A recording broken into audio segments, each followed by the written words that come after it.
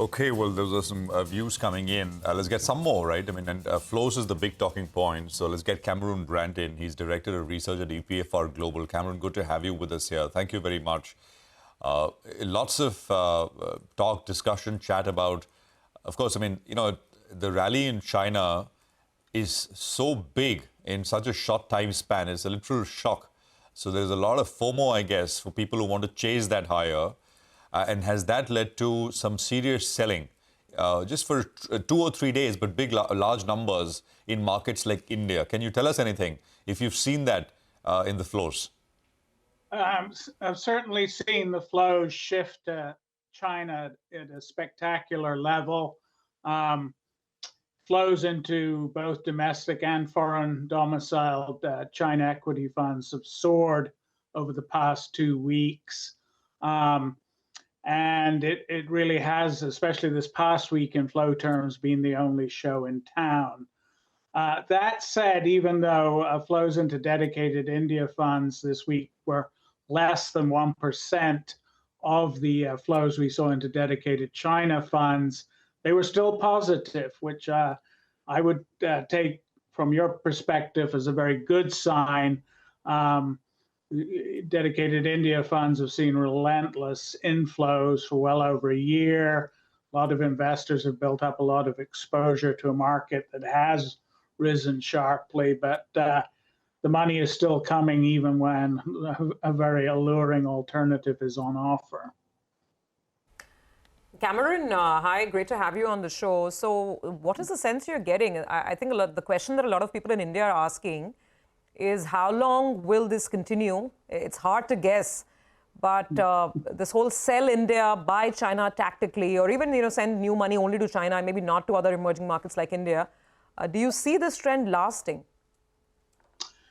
Well, I certainly see appetite for China going for a while.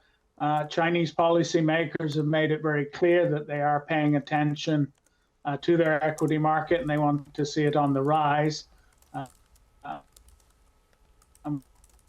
When Chinese policymakers say that at that level, it's likely to continue for a while.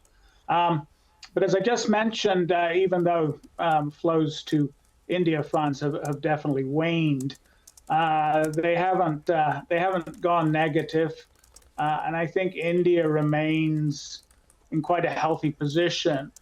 It looks to me, at least from this week, that investors were pulling money out of liquidity funds in Europe to fuel this rotation.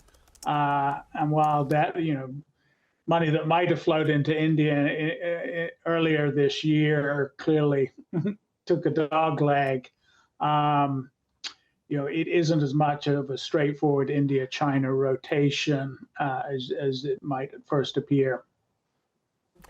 Cameron, is it possible to put some numbers when you say that India dedicated funds, money into the India dedicated funds has waned?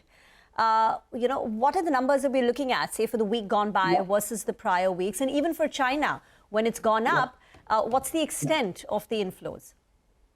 So this week, the dedicated China funds we look at took in over $13 billion. A net 107 million flowed into dedicated India funds.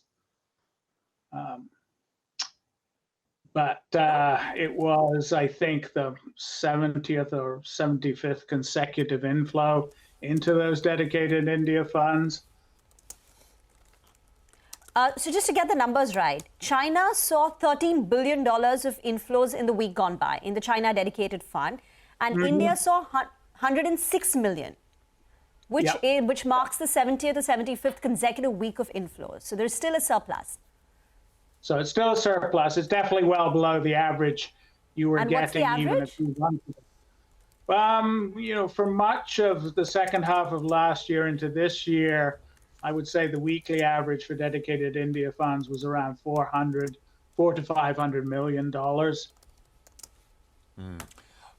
Cameron, so these dedicated funds, country-specific funds, are still very small as a source of money into India.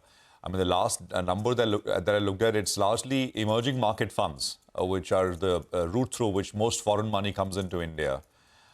So could you tell us what's the number, latest number, compared to, say, the average? How much of EM funds taken in? If you're talking about the diversified global emerging markets funds, they took in about 700 million this week, which is not a particularly eye-catching number, but it's definitely up on the trend towards outflows that we saw for much of the first half of the year. And within those GEM funds, India's allocation, while still not as high as China's, is at a record high. So when they do get money, they're shipping a solid amount of it onto India. Okay, the money that's flowing into China, Cameron, this $13 billion that's flowed in just the last week, is it flowing at the expense of any other market? Just to get a sense of how money is moving, or would it be sort of perhaps fresh money being put to work? Is it coming at the expense of the US or any other market? Yeah. Well, I think if there's a market it's coming at the expense of, it's Europe. But at least this week, it's more either money being put to work or domestic money, Chinese domestic investors rotating out of other vehicles within their country and moving back to equities. So, if it continues to run, and I think it will run a bit longer, there probably will be some, selling of other markets to fund this trade. But at the moment, there's been enough in liquidity vehicles and enough coming into the market generally, I think, to mute the impact on markets outside of China. Cameron, great conversation. Good to get those numbers in. Thank you very much for joining in. Enjoy your weekend.